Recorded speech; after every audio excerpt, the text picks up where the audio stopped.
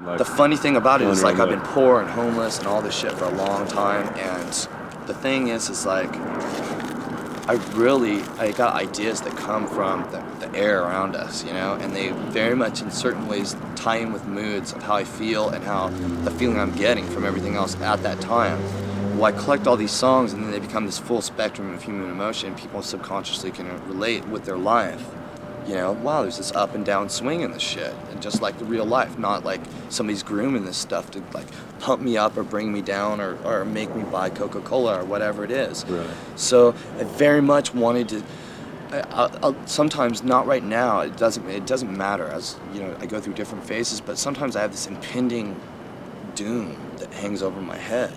You know what I mean? And I really feel it, like this is gonna be it, you know, for me. Like I'm gonna die really soon. I feel like that because I work myself to the bone, and I really, you know, it's a distinct possibility that may be true. You know, that it's very likely that I'll have like a Roman lifespan versus from my lifestyle of living very hard, even eating vegetables. But you know what I mean?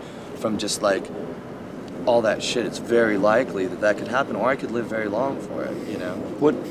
So at the same time that music's killing me, music is saving. I have an outlet that other people don't have, you know, that they can't even conceive of.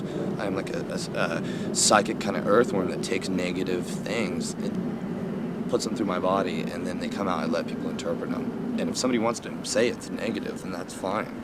That's their own thing, and that's what I want very much to happen, is that I don't deprive the listener, the informed but submissive listener, of participating, you know, are saying what it means, you know, what my music means to them, because I don't know.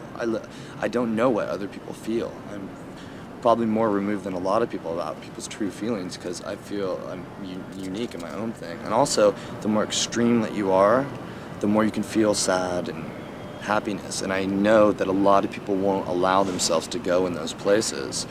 You know what I mean? A lot of people aren't going to just eat cream of wheat for like a month and a half to go someplace where nobody else gone. Right. Maybe Lou Reed will, you know, but would have, you know, but no longer. What about so then what drives the whole prolific you know, songwriting madness? Is that the impending doom, or the, you know, I'm here to say it, music will you really save want the to know world the kind of truth? attitude? You just want the no bullshit, straight up truth? Yeah. I am working very hard to open the clearest, universal, absolute, one-time channel of communication everywhere. And I'm going to say something that needs to be said, and then that's it. I'm using this as a vehicle. And the easiest analogy to make you understand very clearly, no, but I want people to be clear about why I'm doing this. Say like Buddha comes in the year, whatever year he came, and he's dealing with peasants and potatoes and a certain mentality, but very important that what the message be said and then repeated and documented in that way. Well, I just chose to use the worst fucking technological absolute time where people were distracted infinitely more, and said I would do this job, which is I'm doing it, and I'm not going to say any more about it. I'm just going for it, the gusto to do that just once. Right. But I'm not on any soapbox right now. That's right, but it's going to be a bomb. You know what I mean? So you know your message yet, or you don't know yet? It's inside me.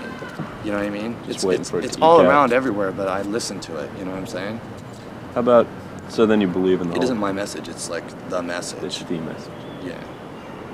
It has nothing to do with like a specific religious thing. It's anti-religious. It has to do with spirituality and just like, you know what I mean? Right. The power of love. That's all it is. You know, it's like, which is very confusing because we got films of me like punching people in the head.